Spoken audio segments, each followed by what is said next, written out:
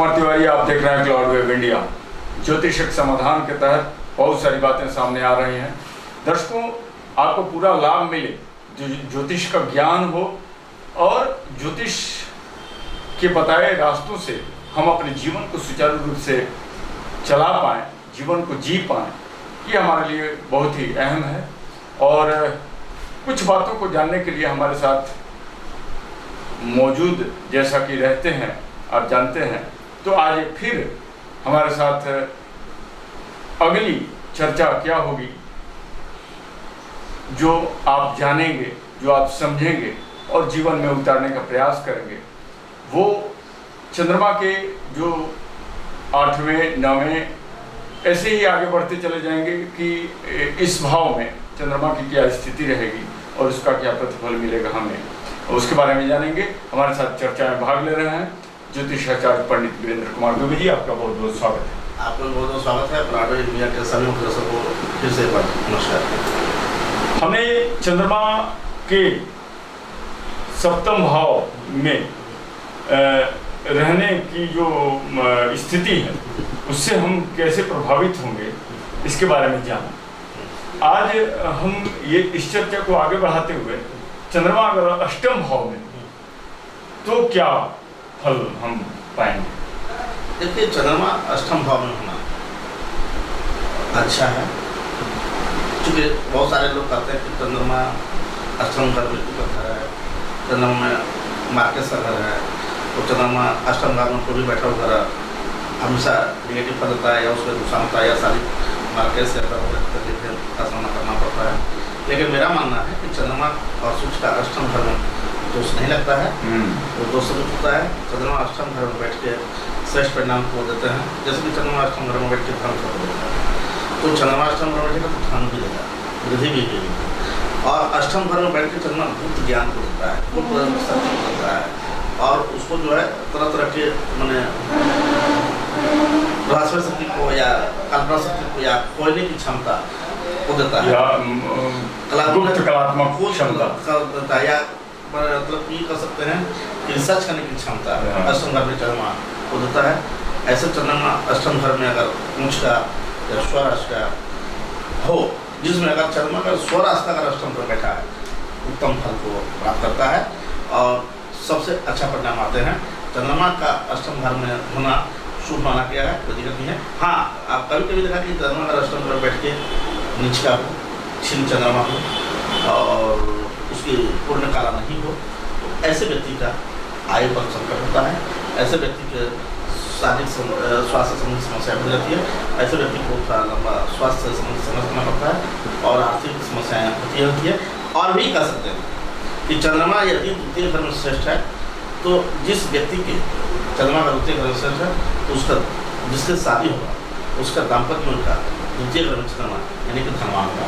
जैसे कि उसकी जीवन साथी, जैसे कि अगर लड़का है तो उसकी पत्नी को धनवान मिलेगा, जैसे कि अगर लड़की को नहीं देख रहे हैं तो उसका अष्टम घर में चंद्रमा है तो उसका पति धनवान मिलेगा, धन की स्थिति अच्छी रहेगी, उसका पति बहुत शालीन और अच्छे वाणी वाला मिलेगा। ये सारी चीज़ों को देखना पड़ता है। तो कुल मिला के चंद्रमा का अगर अष्टम घर में चंद्रमा की स्थिति अच्छी है, तो धन के मामले में, आयु के मामले में, दाम्पत्य जीवन के सुखद के मामले में, उससे संबंधित रिलेशन के मामले में, सभी क्षेत्रों पर उसका एक अच्छा परिणाम होता है। वहाँ से जो दृष्टिपात करेगा द्वितीय भाव में, वहाँ भी अच्छा करेगा, वहाँ भी अच्छा करेगा और उपस्थिति है वहाँ भी अच्छा करेगा। दृष्टि देखिए, चंद्रमा का एक खासियत है, उसकी उपस्थिति और दृष्टि दोनों शुभ परिणाम होते हैं। बशर्ते उसकी आगे अधिक चंद्रमा अगर केंद्र में नहीं बनाया, गुजरा ये बना जाता है, में राग पर को करता है। चलिए, भाग्य भाव में अगर चंद्रमा स्थित हो तो उसका क्या फल मिलेगा? देखिए, नौ भाव में भाग का मालिक कहा गया है, धर्म का भी मालिक कहा गया है।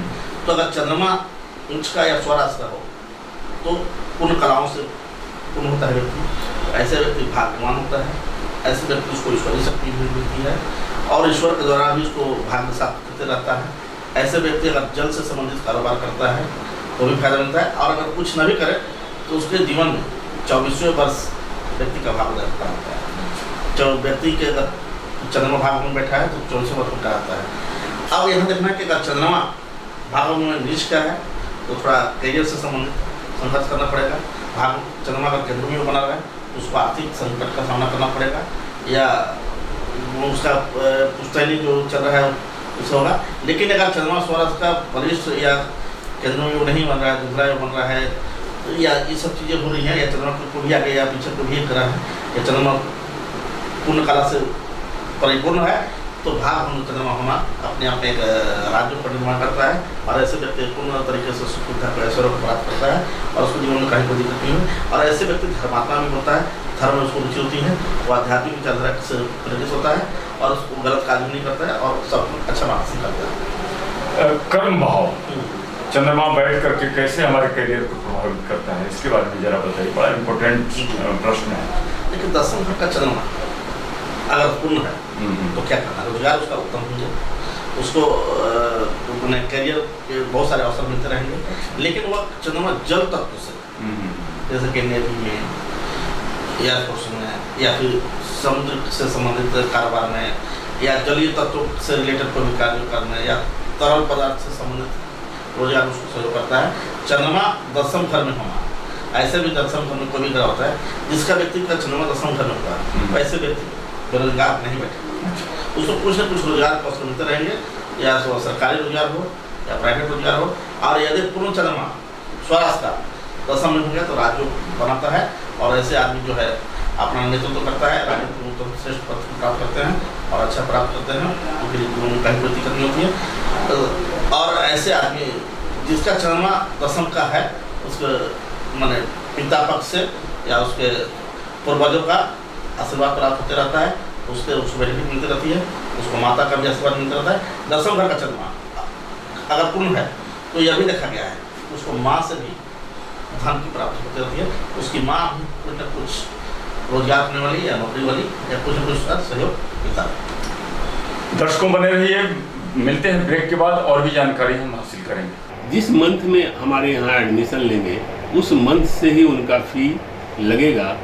ये कि आप बिमला पांडे मेमोरियल ज्ञान निकेतन में ही बच्चे का एडमिशन करवाएं, और इस सत्र में जो लाभ मिल रहा है उस लाभ को आप प्राप्त करें, जिससे आपके बच्चे का भविष्य उज्जवल हो। धन्यवाद।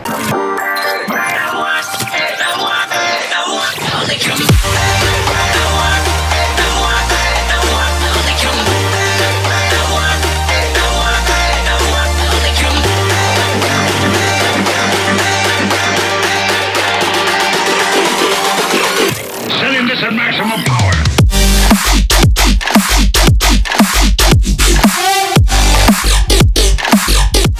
ब्रेक के बाद आपका स्वागत है दर्शकों। बातें हो रही हैं चंद्रमा की और किस भाव में चंद्रमा बैठ करके कैसे प्रभावित करता है उसके बारे में। चंद्रमा के बारे में आगे बढ़ते हुए ये जानने का प्रयास करेंगे कि 11वें भाव में अगर चंद्रमा स्थित हो तो क्या उसका फल मिलता है। लाभ में चंद्रमा का स्थित होना अपने आप परिपूर्ण कहा गया है, क्योंकि लाभ में चंद्रमा बैठ के बहुत अच्छा परिणाम मिलता है। और ऐसे कोई भी कार्य व्यक्ति करे, किसी भी तरह के कार्य करे, उसको बहुत तेजी से लाभ होता है, क्योंकि चंद्रमा पृथ्वी से सबसे नजदीक ग्रह है और चंद्रमा का जो है माने अस्तित्व बहुत माने हर मनुष्य नहीं, हर जीव जंतु वनस्पति सभी पर डायरेक्ट उसका प्रभाव पड़ता है। यहाँ तक सभी और जंतु सभी पदार्थों पर उसका प्रभाव पड़ता है। तो अगर लाभ में चंद्रमा अगर बैठ गया है चंद्रमा बैठ गया तो संसार के जो भी कार्य करे वह किसी भी तरह से, चाहे वह वनस्पति से हो, चाहे वह जल तत्व से हो, चाहे कोई मानव समाज कल्याण से हो, चाहे वह परोपकार से हो, चाहे वह व्यक्तिगत उपलब्धि के लिए कार्य कर रहा हो, सभी क्षेत्रों में उसको निरंतर लाभ मिलता चला जाएगा यदि चंद्रमा शुभ है तो। ऐसे तो देखा गया कि चंद्रमा एकादश ग्रह में शुभ हो या शुभ हो उस मतलब नहीं है, उसको निरंतर लाभ मिलता है। लेकिन कभी कभी अगर चंद्रमा केंद्र में बन गया तो उसका फल कम हो जाता है, 50% जैसे कि मैंने शनि के साथ बैठ गया, शनि का बढ़ गया तो अगर कर्क राशि शनि के साथ अगर चंद्रमा बैठ गया, लेकिन कर्क राशि का चंद्रमा है और शनि में बैठ गया तो रात उसका विषय लगा, लेकिन वो विपरीत परिस्थिति में फायदा होने का, विपरीत परिस्थिति में उसको सहयोग करने का उसको बेनिफिट मिलता चला जाएगा। कर्क राशि का चंद्रमा के साथ शनि का बैठना लाभ होने बहुत अच्छा बना गया, या कुंभ राशि का या मकर राशि का भी अगर चंद्रमा के साथ शनि बढ़ जाए तो अच्छा ही परिणाम देते हैं, शुभ माना गया, उसमें श्रेष्ठ परिणाम होता है। लेकिन यदि चंद्रमा के साथ राहु बढ़ जाए तो ऐसे व्यक्ति को ग्रहण योग होता है।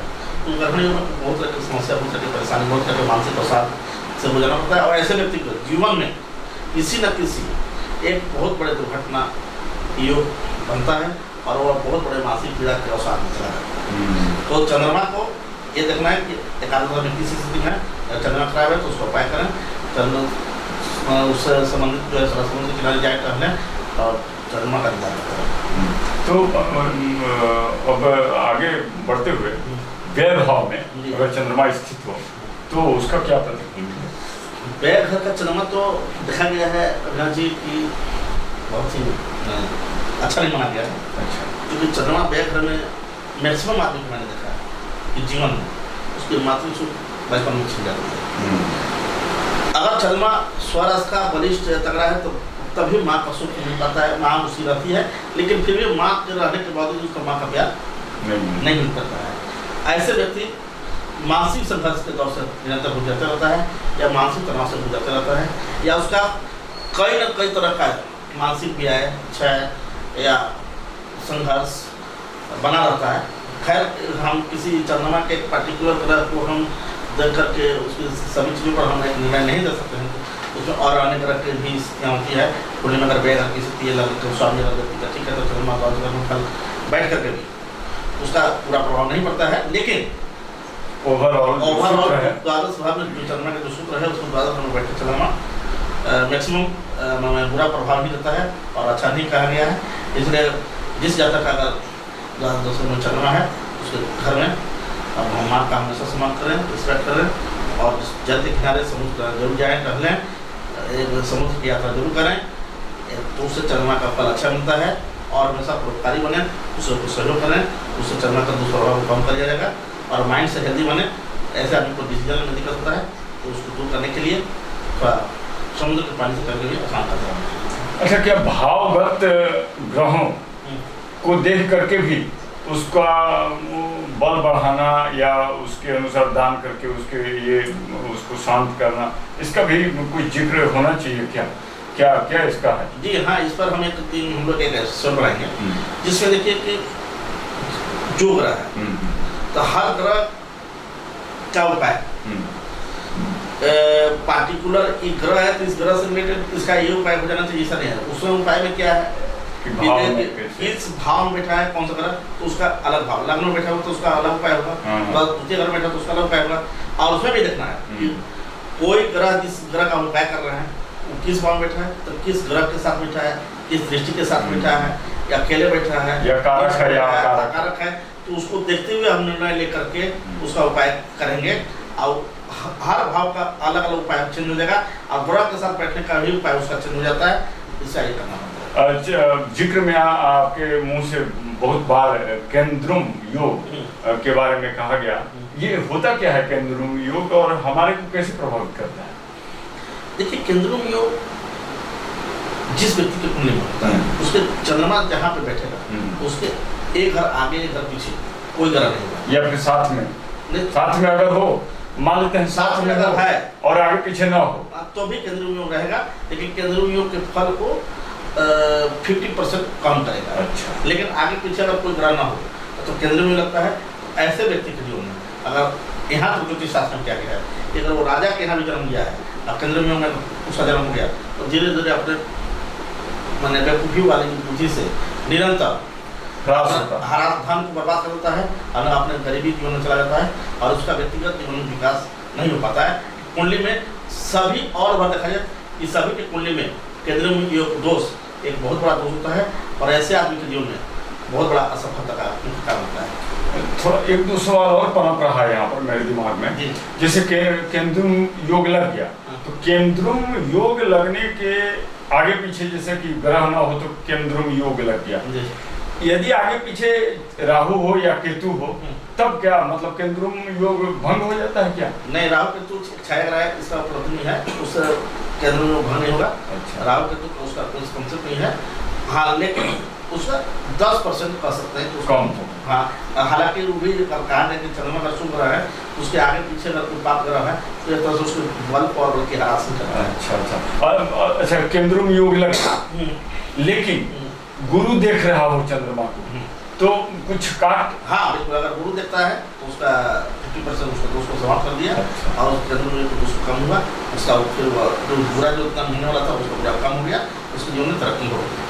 बहुत अहम जानकारी प्राप्त हुई पंडित वीरेंद्र कुमार दुबे जी के द्वारा। दर्शकों, आगे भी हमारी चर्चाएं होती रहेंगी और हम ज्ञानार्जन करते रहेंगे, और इस चर्चा में भाग लेने के लिए ज्योतिषाचार्य पंडित वीरेंद्र कुमार दुबे जी हमारे साथ उपस्थित थे। आपके समय के लिए बहुत बहुत धन्यवाद। आपको भी धन्यवाद और क्लाडवे इंडिया के सभी दर्शकों को एक बार फिर से धन्यवाद। जिस मंथ में हमारे यहाँ एडमिशन लेंगे उस मंथ से ही उनका फी लगेगा। ये कि आप बिमला पांडे मेमोरियल ज्ञान निकेतन में ही बच्चे का एडमिशन करवाएं और इस सत्र में जो लाभ मिल रहा है उस लाभ को आप प्राप्त करें, जिससे आपके बच्चे का भविष्य उज्जवल हो। धन्यवाद।